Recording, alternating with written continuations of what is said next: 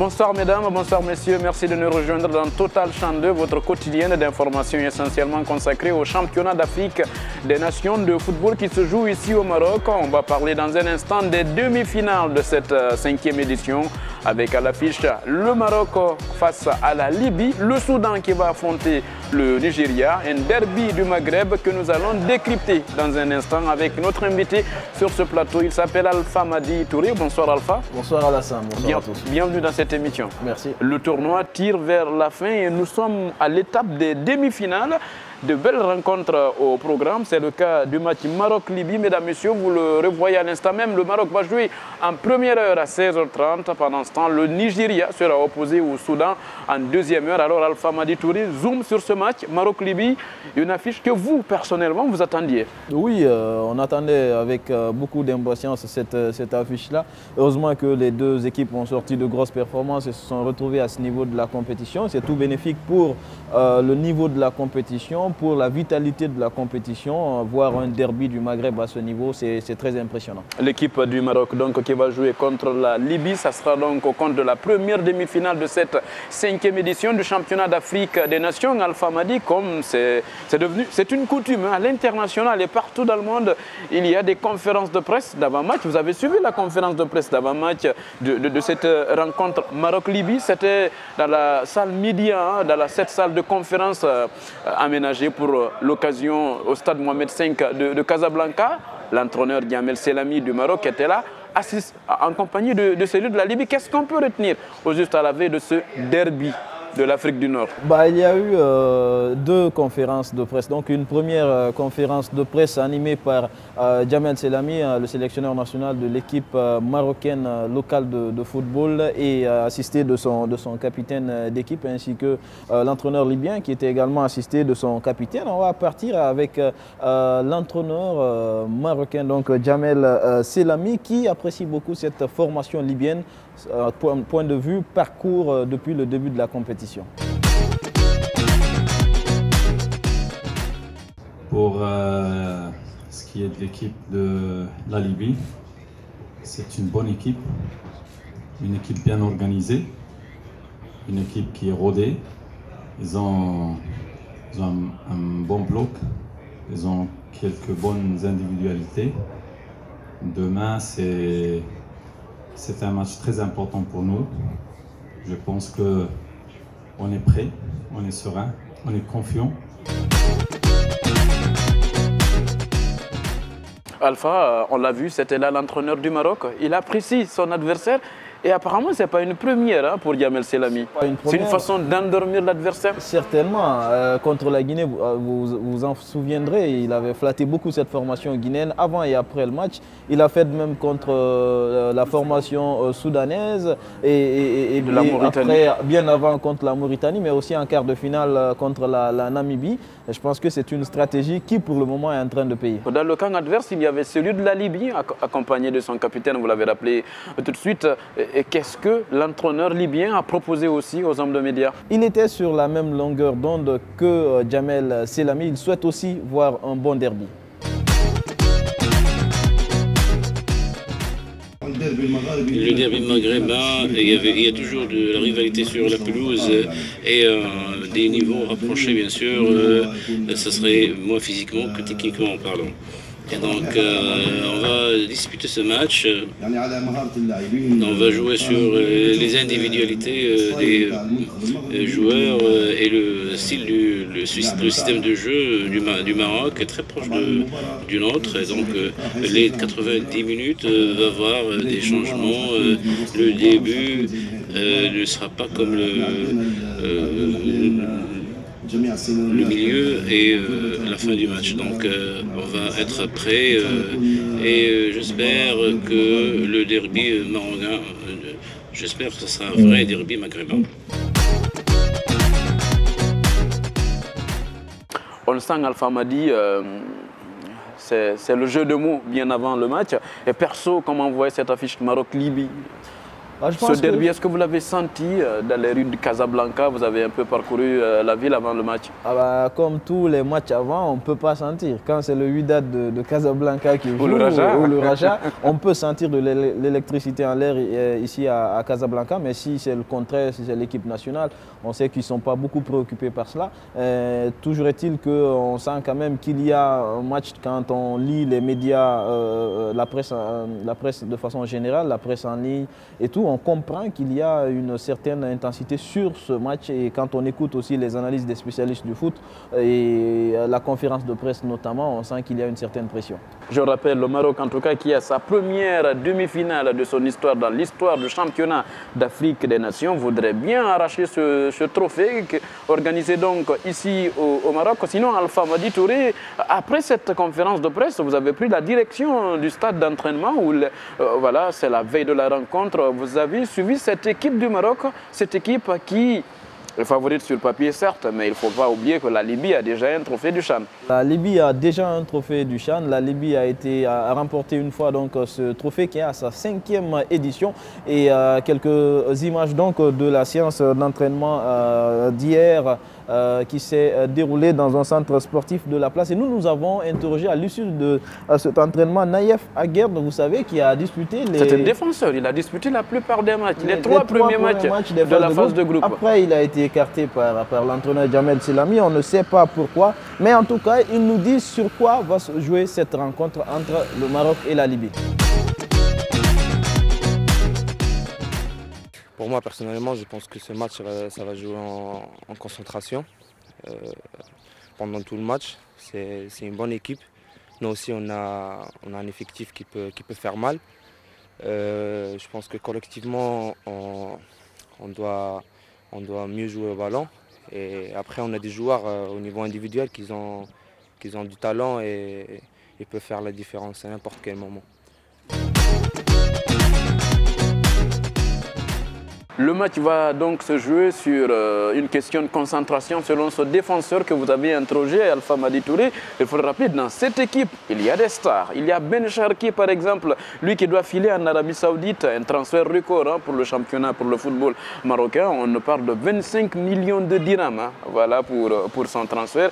Et il a reçu l'autorisation de la CAF de continuer, de finir le tournoi avant de s'en aller. On sait c'est la période de mercato. On espère que des Guinéens vont bouger avant la fermeture. Sinon, ce même joueur parle de concentration.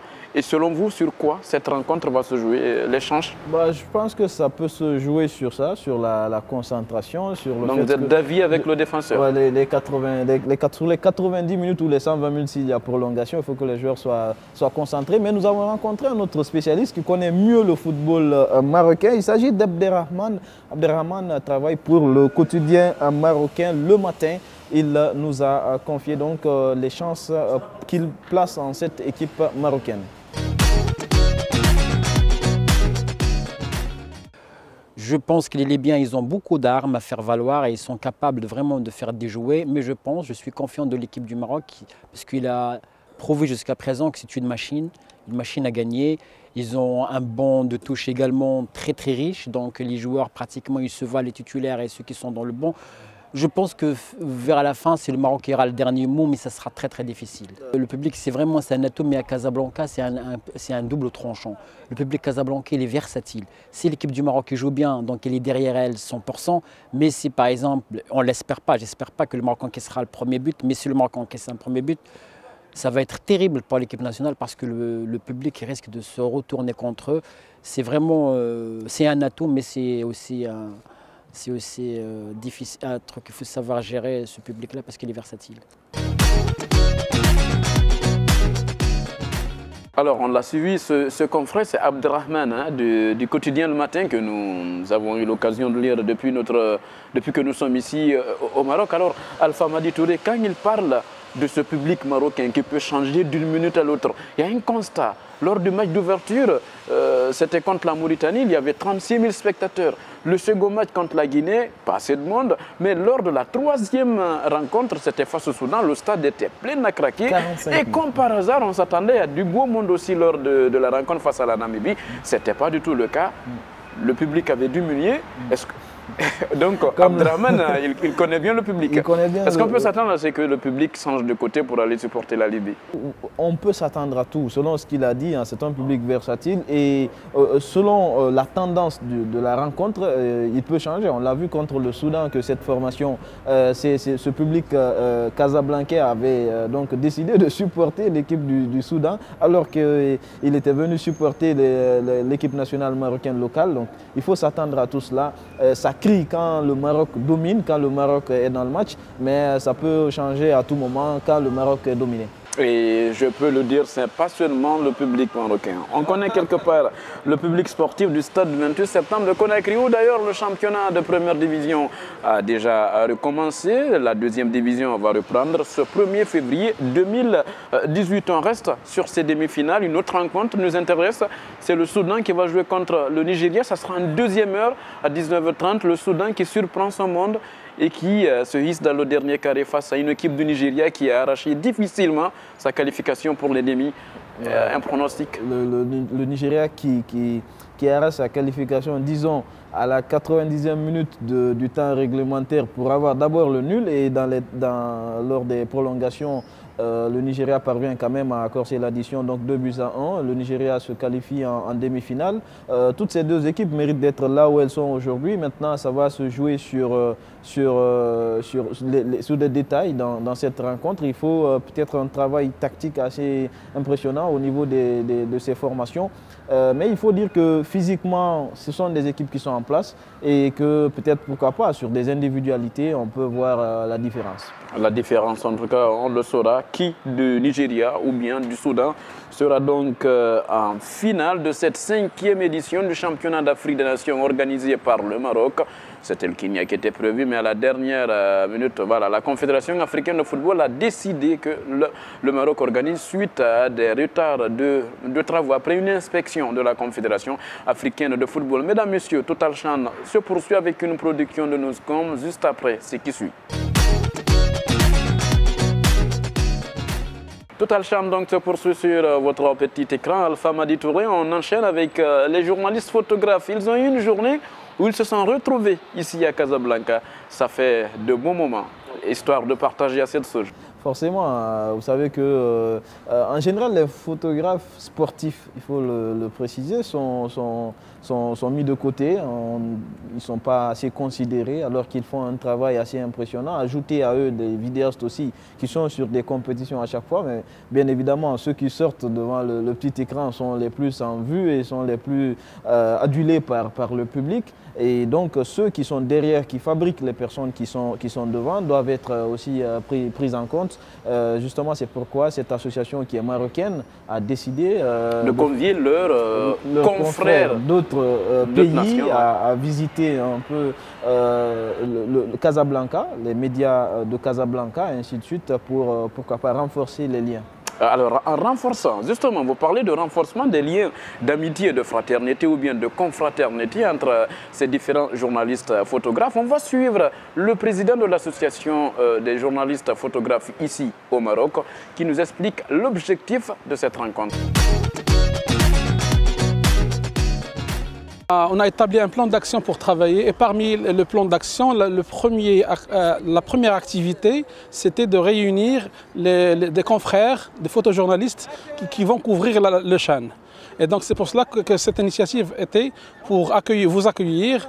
Et normalement, on devait faire plus que ça, mais malheureusement, faute de temps, on a essayé de vous faire visiter un petit peu Casablanca et en même temps pour s'échanger un petit peu, pour qu'on puisse avoir une bonne vision de l'avenir.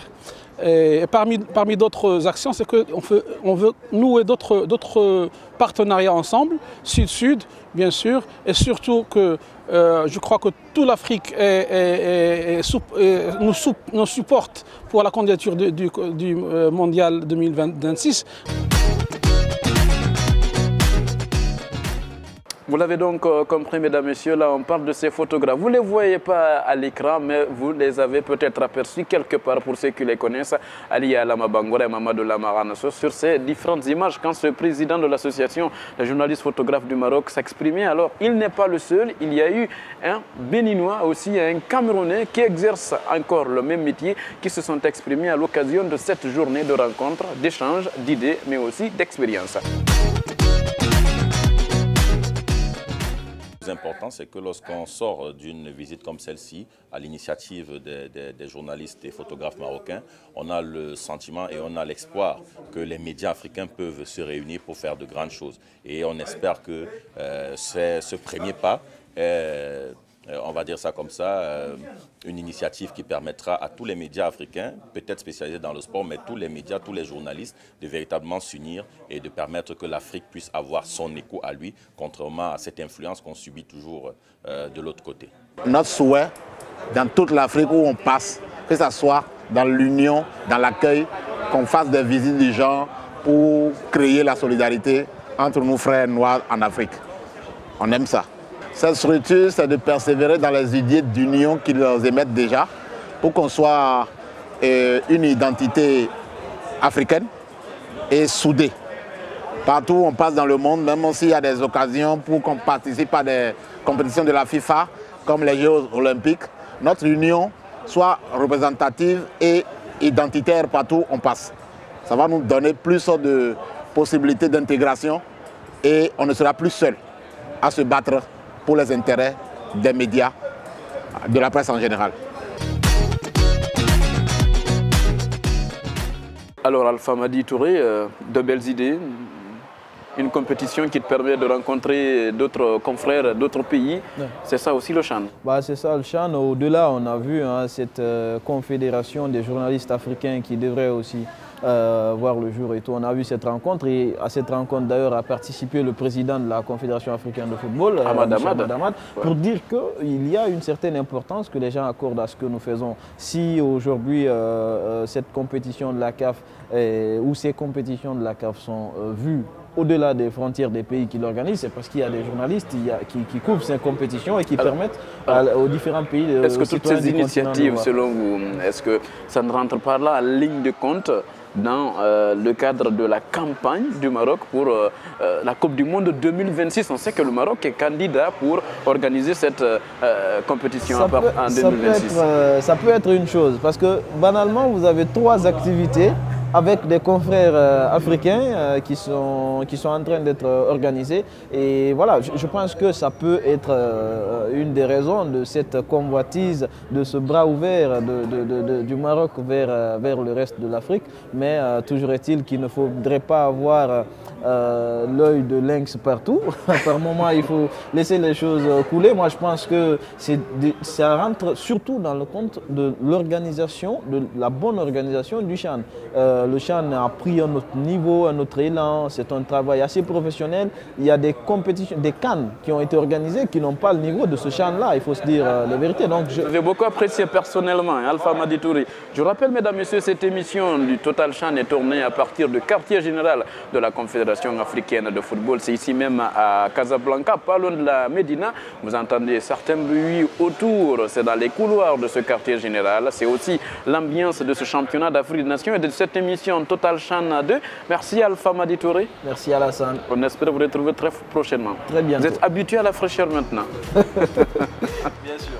Alors merci à vous mesdames et messieurs. Il y avait à la réalisation Ali Alama Bangoura, à la caméra Mamadou Lamarana. Tous les deux se sont retrouvés pour le montage de cette émission avec une coordination de Sega Diallo et de Richard Na. Merci à toutes et à tous. On vous retrouve très prochainement pour débriefer l'après-match des demi-finales.